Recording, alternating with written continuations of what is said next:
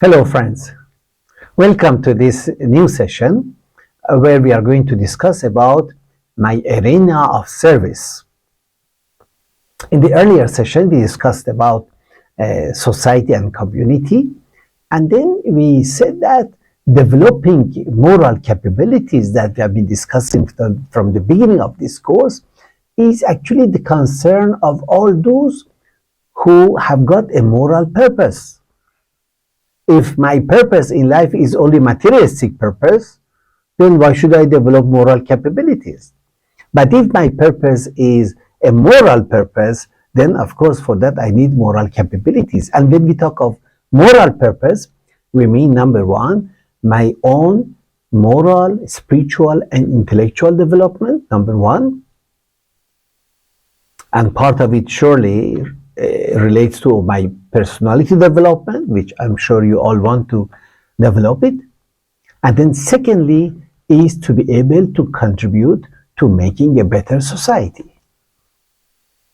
And we also discussed that if individuals become wonderful people, morally capable, it does not mean society will change automatically, because society is definitely more than the sum of the individuals. It has institutions within it which give shape to it. There are communities, so on and so forth. So you had a very interesting activity to identify some institutions which are in our country, and you picked up one of the institutions, you analyzed it with respect to what was the purpose of its creation. Is it fulfilling the purpose? Does it require changes to be done in the structure, in the functioning, and what changes? And if you are the one who should bring about the changes, what would you do? So now when you try to transform society, you have to also work with individuals, as we said, plus institutions which are separate entities by themselves. But there are also forces in the society with which you have to interact. Individuals, institutions, and forces. Some of these forces oppose the changes that you want to bring about, and some of these support and promote it. It is not possible to avoid the influence of these forces. Therefore, in order to develop your moral capabilities, you need to learn how to counteract some of those negative forces, and also how to align yourself and get advantage of the positive forces that are in line with the changes you want to bring in. Now, it's really not difficult to identify the negative forces of destruction. They are all around us, and they are causing disintegration of society. Suppose you see prejudices due to racial and cultural differences. These are negative forces, of course. You see also the negative force of religious fanaticism, of self-interest, of competition, of hate, of moral decline. And especially within our country, we see that there are forces that are generated by some of the aspects of the society. For example, poverty. It generates many negative forces. Pollution, illiteracy, corruption, inequality, gender discrimination, terrorism, communalism, unemployment, regionalism. My God, there are many such phenomena that generate negative forces. Drug abuse, alcoholism, for example, casteism, violence against the women. Now, these phenomena which produce negative forces, they can produce negative forces in terms of economy, in terms of ecology, and also in terms of equity and social harmony. Now, however, to recognize the positive forces, constructive forces, it's not very easy as negative forces, and to learn how to work with them again will not be so easy. So for this, we need to have faith. faith in the power of positive values and positive actions.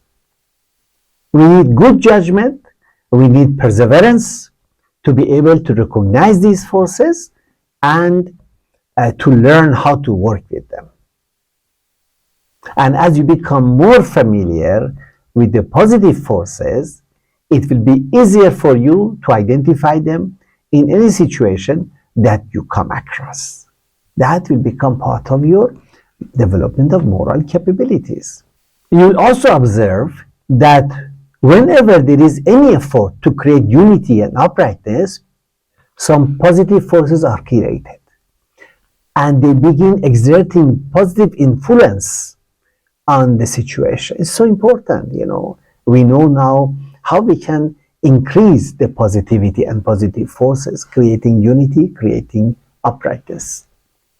Moreover, you observe how the forces of justice, truth, and respect improve the situation. The positive forces that sacrifice and unity release become known to you. So, forces such as unity of purpose, unity of vision, unity of thought, unity of action, these forces facilitate positive action to be carried out. Let me give a few examples of the positive forces which are within our Indian society. In India, we have a blend of people from different backgrounds, from different cultures, tribes, castes, religion, ethnic groups, and all are contributing towards the growth of social connectivity. So, it is a greater strength.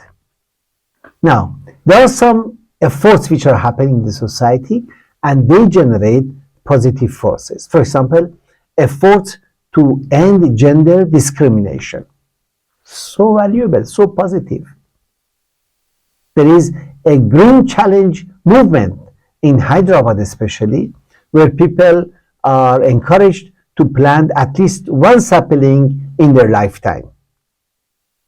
So this is again generating what is the green challenge, positive force, we can say. Then there are restaurants and NGOs that are feeding hundreds of hungry children. Restaurants which they use their unsold food that they have prepared in daytime, they use it for this purpose, which is so commendable, definitely. They also, during the pandemic, COVID pandemic in India, many positive things happened in India. They can check it out on the internet. Yeah. Then we have other NGOs that feed over 2 million government and government-aided school children in 15 states and 2 union territories in India. So the children receive hot and nourishing midday meals through that NGO. You have a very interesting activity to carry out. It's there in the text, the document. Please see. It's about the forces. Now, you need to do this activity in order to learn how to deal with the forces that work in the society. So you'll be asked to make a list of as many forces as you see in your immediate social environment, the community. Then mention negative forces, forces of disintegration, and positive forces, forces of integration. And then you also need to mention how will you interact with each force. How you benefit from the positive forces and how you can resist the harmful effect of the negative forces. So please carry out this activity preferably with your learning partner. Now, as we have discussed earlier, your individual growth begins within the family. However, family is a very small space to develop all your potentialities and powers. And at the same time, society as a whole is quite large and complex. And as an individual, it is very difficult to interact with the whole society. Therefore, you need community and community life. That's where you are able to find answers to some of the fundamental issues about how to organize the collective life of humanity. Indeed, community acts like a laboratory in which we can test the effectiveness of spiritual qualities and principles and impact of our actions to transform the life of the people.